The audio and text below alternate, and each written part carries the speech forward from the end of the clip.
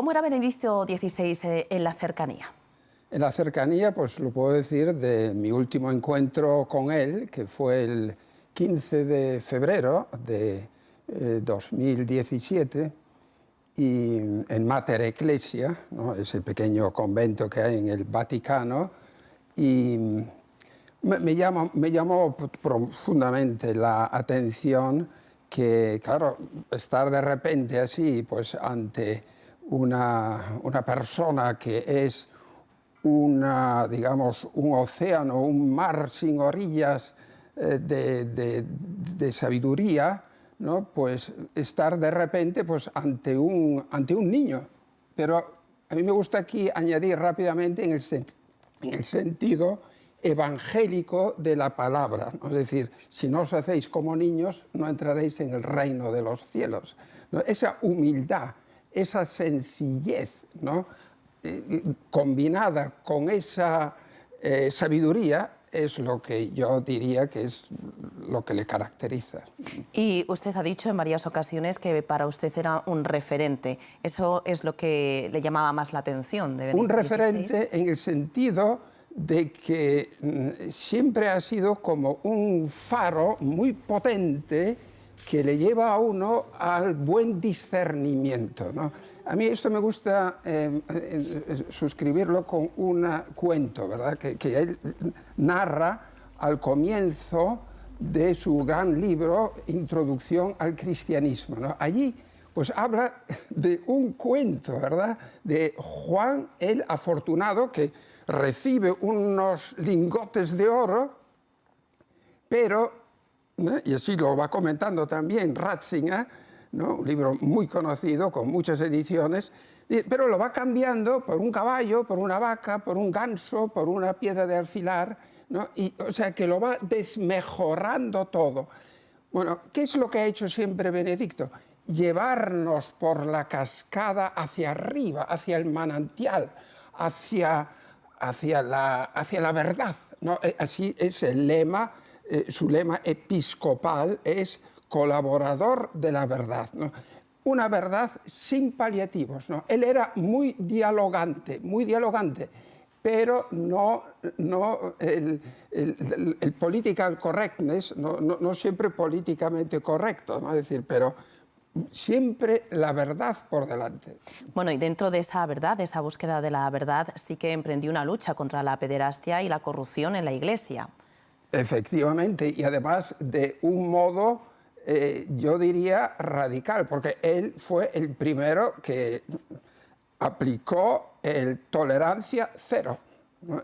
Sin lugar a dudas, ¿no? Es decir, y escribió a los obispos de Irlanda pues una carta bastante seria, ¿no? Diciendo, oye, mira, así no, ¿no? Entonces, o sea, que cortó, pero por lo sano.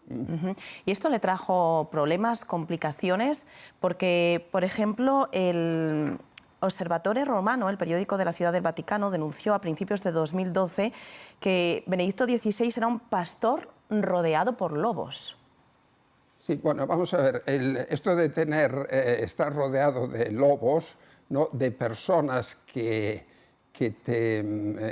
son desleales, ¿no? Esto le puede ocurrir a cualquiera, ¿eh? Esto le ha ocurrido a Jesucristo con Judas Iscariote, ¿no? que le traicionó. O sea, el apoyarse en alguien, ¿verdad? Y que luego te traicione, esto es de lo más duro que hay, ¿verdad? Y esto puede ocurrir siempre, ¿no?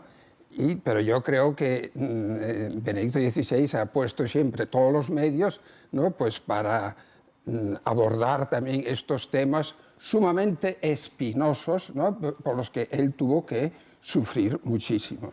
¿Y usted cree que fracasó en su intento? No, fracasar. Cuando uno pone todos los medios, ¿no? Desde el punto de vista, ¿no? Sobrenatural, o sea, ¿qué significa fracasar? ¿No? Fracasar, no, él no. O sea, si una persona no quiere, si una persona es desleal, ¿no? Pues hay que tratar de ayudarle pues, para que quiera lo bueno, ¿no? Porque hay mucha gente que se da cuenta pues, que el tabaquismo es una cosa mala, pero no, pero sigue fumando. O sea, que no está dispuesta a cambiar ahora de modo de vivir, ¿no? de sus costumbres, ¿no? Sí. Y me decía que estas dos luchas, ¿no? que él emprendió era algo que fue el primer papa, ¿no? En decir basta, ¿no? Basta en cuanto a estos ámbitos. Pero también fue el primer papa en renunciar en más de 600 años. Sí, efectivamente, fue. Entonces, claro, aquí ya uno se pregunta ¿y cómo es posible? Y de hecho, cuando se lo dijo a su secretario, ¿no? Georg Genswein, pues claro, Genswein quedó así un poco sorprendido, pero rápidamente el Papa le dijo, mira, esto es por el bien de la Iglesia, ¿no? Que en su conciencia le llevaba a esto, y no solamente eso, ¿no? Sino, claro, que yo noto que mis fuerzas pues también ceden. Pero hay que tener en cuenta también lo siguiente, ¿no? Es decir, que ya en el año 1987, es decir, 5 años después de haber estado como prefecto de la Congregación para la Fe, ya entonces fue la primera vez que le pidió al Papa Juan Pablo II,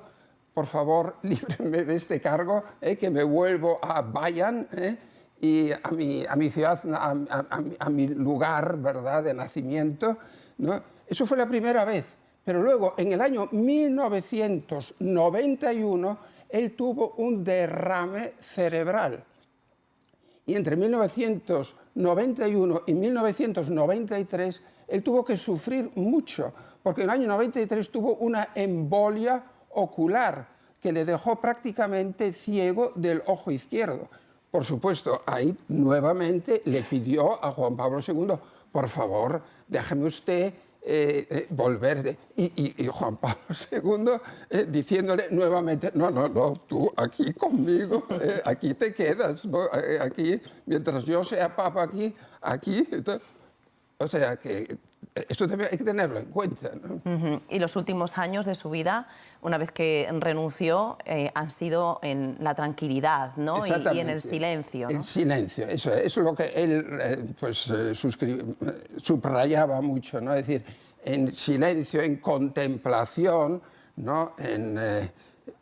Pues sí, claro, es una vida pues, que es también muy bonita, ¿no? Muy intensa, muy de contemplación, sí. Nos decía que se caracteriza por la humildad, la sabiduría. ¿Cuál cree que es el legado más importante que deja Benedicto XVI? Pues el legado más importante es este que acabo de decir hace un ratito, ¿verdad? Es decir, que es amor a la verdad, ¿no? Pero esto quisiera también subrayarlo una vez más, ¿no? Ese amor a la verdad, pero acordémonos también de que el Parlamento alemán, ¿no?, der Deutsche Bundestag, le invitó en el año 2011, septiembre de 2011, a dar una conferencia, ¿no?, algo inaudito, era inaudito, ¿no?, pero donde él habla pues, de la importancia de la ley natural, o sea, de tener en cuenta la naturaleza humana.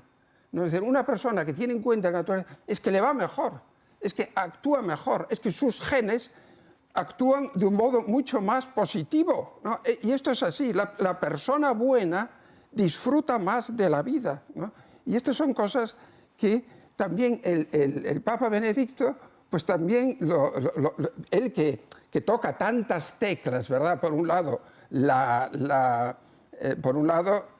Sagrada Escritura, por otro lado, él conocía perfectamente a los padres de la Iglesia. Él también es un padre de la Iglesia, es decir, pero no citando solamente ahí unas pequeñas citas, no, porque él a San Agustín lo había leído totalmente, o sea, es que lo conocía perfectísimamente, ¿no? Y San Buenaventura también, ¿no?, ha hecho su trabajo doctoral sobre Agustín y la habilitación en Alemania pues, sobre San Buenaventura, ¿no? Una sabiduría pero digamos que va a las profundidades, ¿no? Sino que no quede en lo superficial. Y por eso él también puede, digamos, desbaratar tan fácilmente pues, el relativismo, la desorientación, todo esto que tenemos hoy en día. Y por eso, claro, para mí esto siempre ha sido como una ayuda poderosísima, ¿no? Es decir, pues para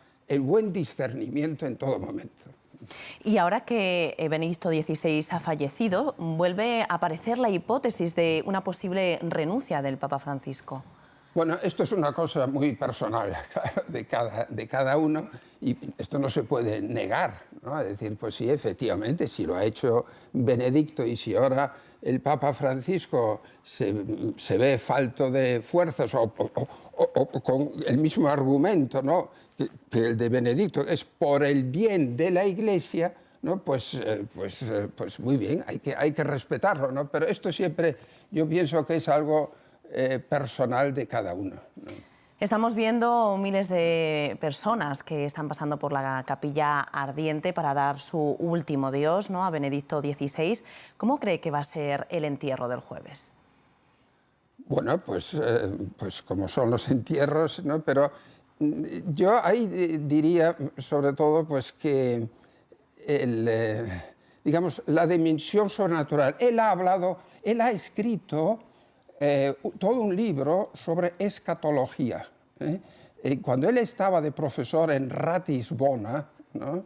Que ahí fue donde le llamó, él era muy joven todavía, le llamó Pablo VI, el Papa Pablo VI, para ser obispo de Múnich, ¿no? Y luego poco tiempo le hizo cardenal, ¿no? Bueno, pero las clases que él daba, ¿no?, además en teología fundamental de lo que era el catedrático, pero él también, digamos, él tenía, a mi modo de ver, unos conceptos sobre la escatología. Por ejemplo, él decía, la esperanza está personalizada.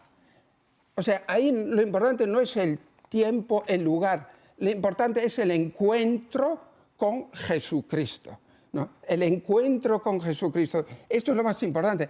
Y esto es lo que él nos ha transmitido también de un modo pues, muy patente también en sus dos libros que él ha escrito ya como papa, ¿no?, sobre Jesús de Nazaret, ¿no? O sea, y donde él habla de este deseo de ir al encuentro de Jesús. Yo me acuerdo en nuestra conversación que tuvimos, así pues, yo le dije, Santo Padre, usted dentro de poco cumple 90 años, ¿no? Era el 16, poco antes del 16 de abril del 2017, ¿no? Y él se ríe, se ríe. Ah, pues muy bien, pues estupendo, ¿no? Pues la muerte, ¿no? Pues esto es el ir al encuentro de Jesucristo. Pero qué cosa tan maravillosa, ¿verdad? Que uno casi tiene envidia. Sí, porque yo creo que la mayoría tenemos miedo, ¿no?, a la muerte. Exactamente. Pues, pero claro, con los ojos de la fe, ¿no?, pues uno pues ve un poco más, ¿verdad? ¿Y cómo era su relación con España y con Alemania?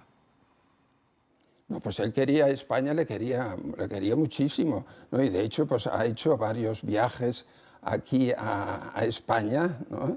Y eso pues yo le he oído hablar varias veces sobre Teresa de Ávila, ¿no?, a la que tenía pues un gran respeto, ¿no? Pero Teresa de Ávila, que también decía ¿no?, el alma que tiene que estar en un cuerpo bien hecho, vamos, bien sano, ¿no? No, pues, no. Y con respecto a Alemania, pues que conste que Alemania pues, ha tenido que sufrir bastante, pero él conocía muy bien todo lo que había escrito Lutero antes de separarse de la Iglesia Católica. Esto lo dijo una vez, el presidente de la Iglesia Evangélica de Berlín, ¿no? Es decir, que estaba él incluso, digamos, impresionado de lo bien que conocía Benedicto XVI los escritos de Martín Lutero, ¿no? Es decir, que, y siempre ponía todo lo que él podía para el buen ecumenismo, ¿no? Es decir, pues para que haya una buena sinergia, ¿no? Pues muchísimas gracias por todas estas explicaciones, por darnos detalles de cómo era en la cercanía, ¿no? Benedicto XVI, y gracias por acudir a la tarde en 24 horas. Alfred Sonnenfeld, sacerdote, doctor en Medicina y Teología, gracias por acompañarnos. Muchas gracias por darme esta oportunidad. Gracias.